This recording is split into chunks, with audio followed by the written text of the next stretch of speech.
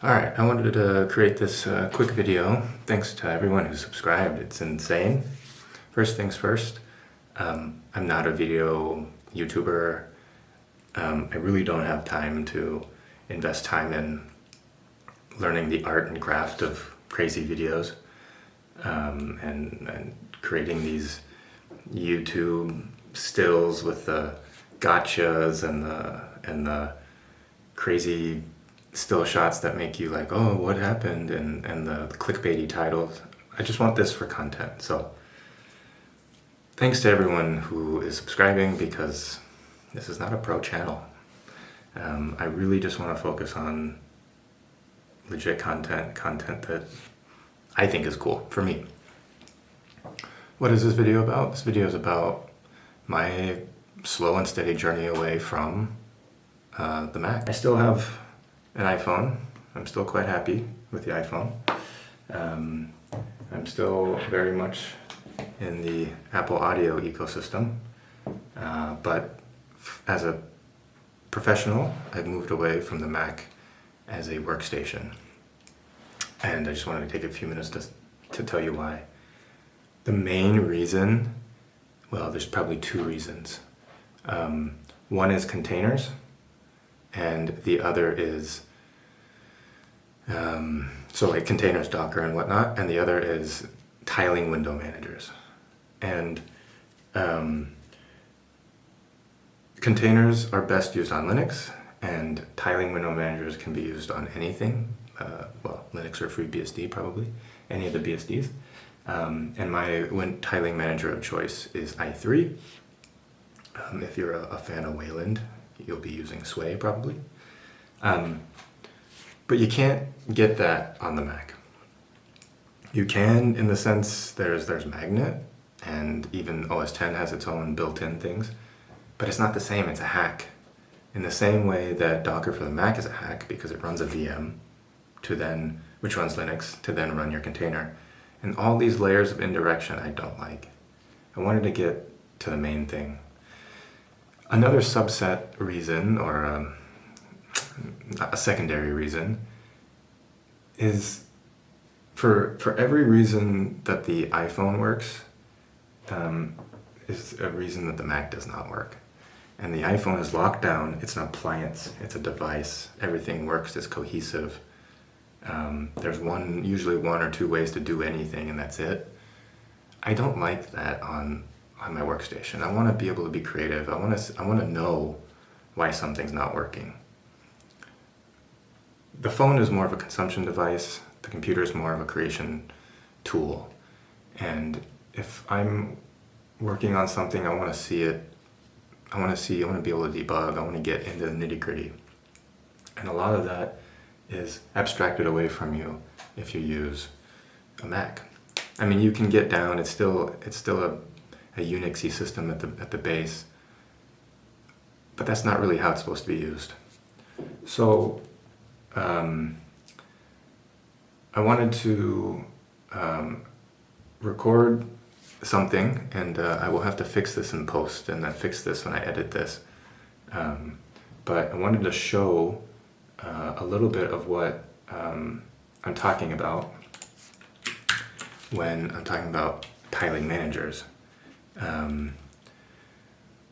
So what's really cool is, imagine I have a terminal here, so here's htop, right? And you can use Vim shortcuts. You can do, that's another thing, I do love Vim. Vim is, you can use Vim or NeoVim, whatever, on the Mac or on Linux or any of the BSDs, but the shortcuts have really just taken over, and so I prefer any applications that have Vim shortcuts. So that's kind of the thing. Once, in the same way that the Apple ecosystem gets you when you get your first device, and then you get another device, and you see how well they work together, the same thing has happened on the Linux side. So I just like the ability to use my tools how I want them, and it just so happens that the tiling window manager really fits the way I think, and it works best on Linux.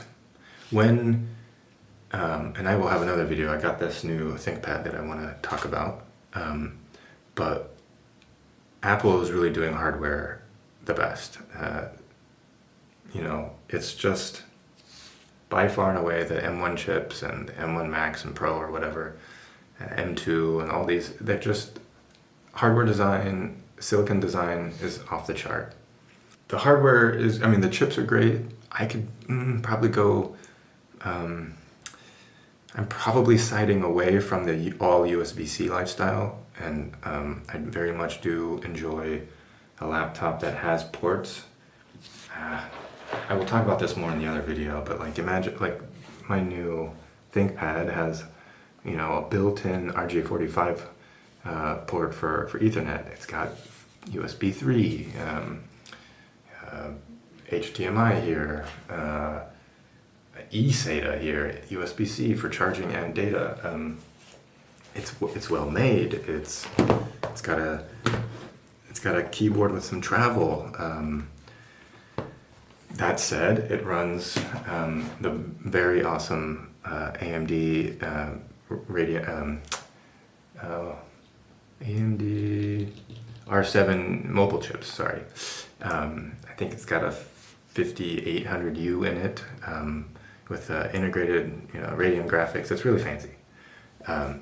It runs warm, not all the time, and the fans are really great because they don't get very loud, but it does run warm.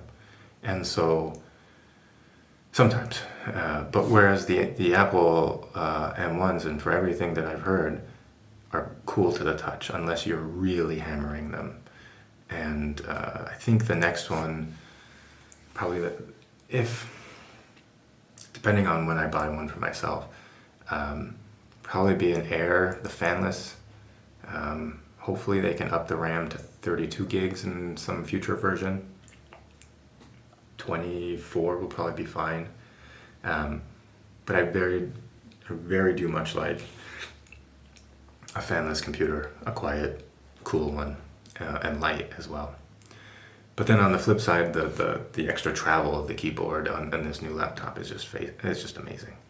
I'm really impressed. It's my first ThinkPad. But anyways, more on that to come. Huh. Okay. So I might have to salvage this. There might not be, if there's not a demonstration portion, it's because I set up OBS wrong. And anyways, I'll have to delete all that stuff in the middle. The point being, I'm just so much more at home on Linux. It hasn't been without issues. I'm on Fedora. There's lots of choice. Mac has one. It's a Mac OS. You get the updates when Apple sends them to you. There's tons of QA that goes in. You know, it's not perfect, but it's better. It's really good. On Linux, it's more, you're on your own. I mean, there are very different extremes. There's an idea of an LTS, a long-term support thing, like an Ubuntu LTS. 2204 just came out. 22 for the year and 04 for April. It's supported for 5 years. If you pay for support, you get an extra 5 for 10 years of support. You know, it usually runs in a long-term supported kernel, which is the core code that runs, you know, all your devices that make your computer work. Or you can be like me and run Fedora like a crazy person, which is a more rolling style release and it runs the more mainstream kernel. And the problem here is if you run a kernel that's more newer and say your video drivers don't build against that one. I have an NVIDIA card. I am using one of the repositories. It's how you get software in Linux. I'm using one of the tools to get the video driver set up, and it does all the fanciness for you. It builds it, etc., etc. Well, I'm currently in this no man's land where I haven't found a way, or maybe it's a bug where someone's not telling the system that the minimum kernel that I should be allowed to get and configure is based on my video drivers. And this repository should say, hey, if this is installed, limit the kernels to this, this, and this. Where I basically got myself into a point where I downloaded, installed, built the newest kernel, I rebooted, and the video driver wasn't linked, it wasn't loading it. I was screwed because I didn't have any video, so I had to go back to an old one. You won't see that problem on an LTS computer, LTS version of Linux. So, because you'll be running a more stable kernel, and things don't change very often. So, yeah. Anyhow, I'm quite happy. Last thing I will say is this: when I started getting really serious about getting my finances in check and really taking control of my spending, I really started to understand that the Apple value proposition wasn't really there. It used to be that, yes, the Apple computers were cool, very expensive, very, very expensive.